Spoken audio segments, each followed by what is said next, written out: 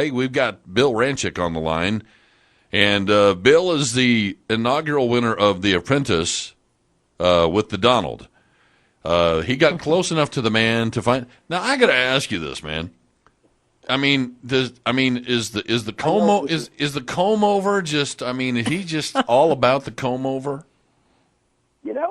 Whatever it works for him. I think it's kind of his trademark at this point. So right. You can't get rid of it. I mean, when you go in to get coiffed, a guy like that probably gets coiffed on a regular basis. I'm just kind of wondering if he walks in and he goes, we need to make the comb overs looking a little shaggy.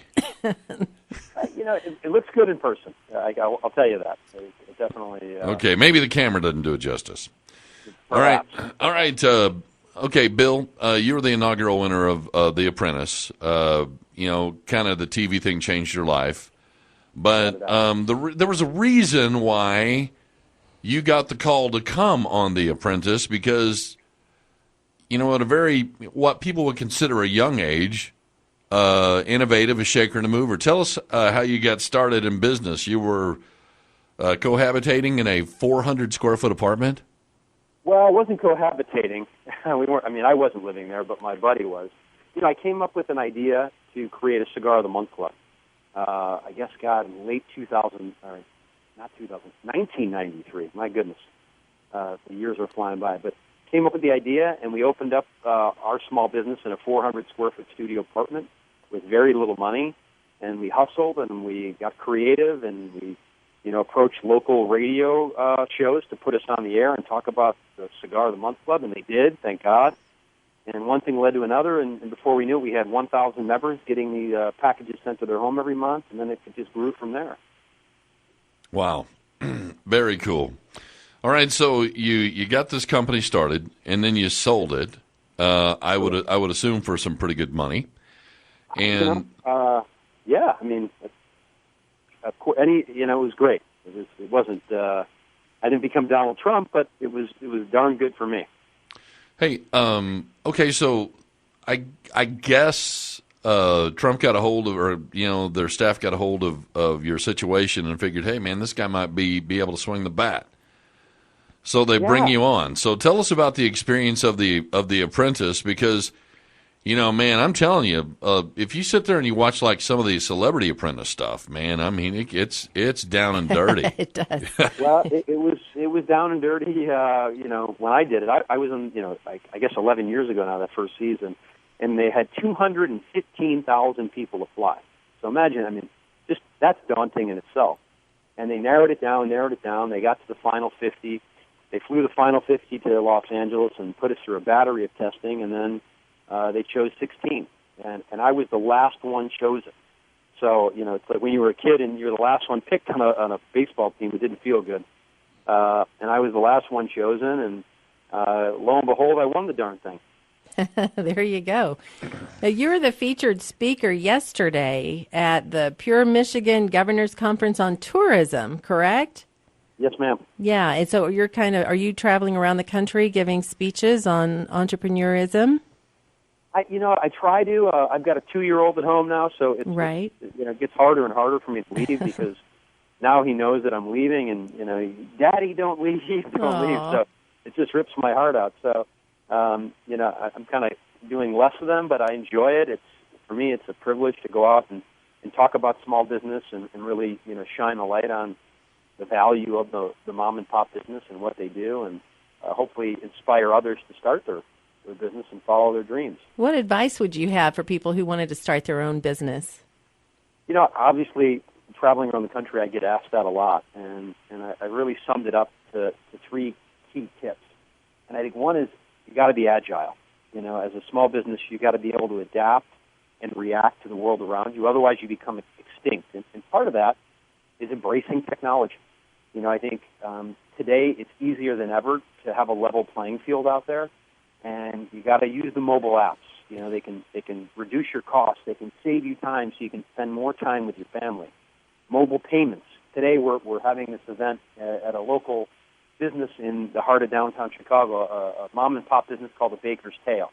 And she embraces technology. She's a young entrepreneur, and She has mobile apps. She has mobile payments. She advertises, on mobile devices. There's an old saying, you got to fish where the fish are. And if you look around you, everyone's on their device today. They're on social media. They're on Instagram and Twitter and Facebook, and they're utilizing all these different sites out there, and that's where you have to be because that's where the fish are. Secondly, as a small business owner, you got to think about protecting your business. When you guys read the news, every day it seems like there's a big company that's having a data breach.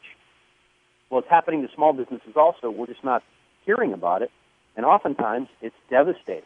Oftentimes it shuts them down because they can't recover. So password protect all your devices, back up all your data online, expect the unexpected, and then you'll never be in a situation where it's going to cripple you in your business. And then lastly, you got to network. It's not just about the device and what it can do. It's about partnering with people who can actually help you and help you grow your business and have your best interest in mind. And I think part of that is checking your ego at the door. Small business owners oftentimes have big egos, and that can really be debilitating. You got to learn from others. Prevent the mistakes by learning from those who've already made them. And today I partner with the folks at AT&T because they have an amazing resource called AT&T Business Circle. And it's a site where small business owners can go. They can network. They can ask questions. They can get advice from experts. And it's completely free. So I always send small business owners to att.com/bizcircle because it's an amazing resource that I think a lot of small business owners or potential small business owners can learn from. All right. Hey, Bill, just have a question. Do you have like a monthly, like a newsletter or anything like people can subscribe to? Or I don't, that's a great idea. I probably should do that.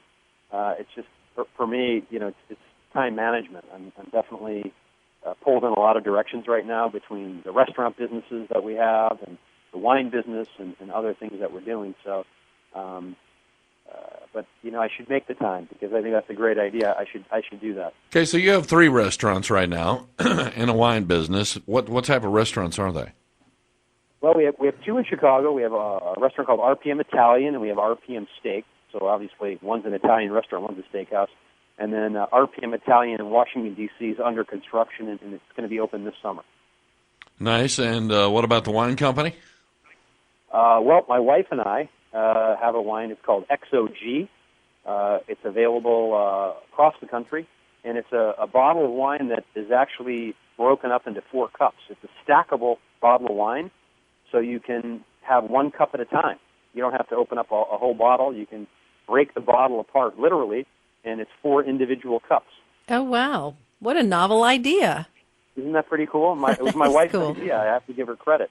Now, your wife is Juliana, and she was very public about her breast cancer incident. And I saw you guys on several interviews on national television talking about what you were going through, and we kind of all went through that with you. And I just want to commend you for that and being so open and out front about that. I also went through breast cancer myself, and having people like you talk about your own experiences really helps the rest of us who are going through it. Well, God bless you, and it sounds like you're doing well. But for us, it was important, when we started doing our reality show, the Juliana and Bill Show, we made a pact with each other that we're going to use this show for good and not evil. And, when the breast cancer came about, we sat down and I said, honey, this is pretty serious stuff. I get it. We can just put the show on hold and come back and do it another day. And she said, no. I'm going to use this platform wisely, and hopefully we can make a difference, and we're going to share our story. And I will tell you this. There isn't a day that goes by where someone won't stop me and say thank you. My wife went in and got a mammogram today, or my family understands what we're going through because they watched your show. And I thought, wow, who would have ever thought that little show that we've done for the last 8 years would impact so many people? And it's been so rewarding. Yeah, Bill, That's good. Laura has BRCA1 gene in her family, which makes them like 87% more likely to have breast or ovarian cancer. And was Juliana also BRCA positive? She was not. Actually, there's no history of it in her family. Yeah.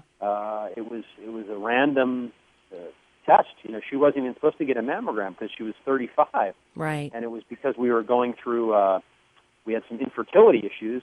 Mm-hmm. This infertility doctor made it mandatory that all of his patients get mammograms, even though she wasn't at the age where they recommend it.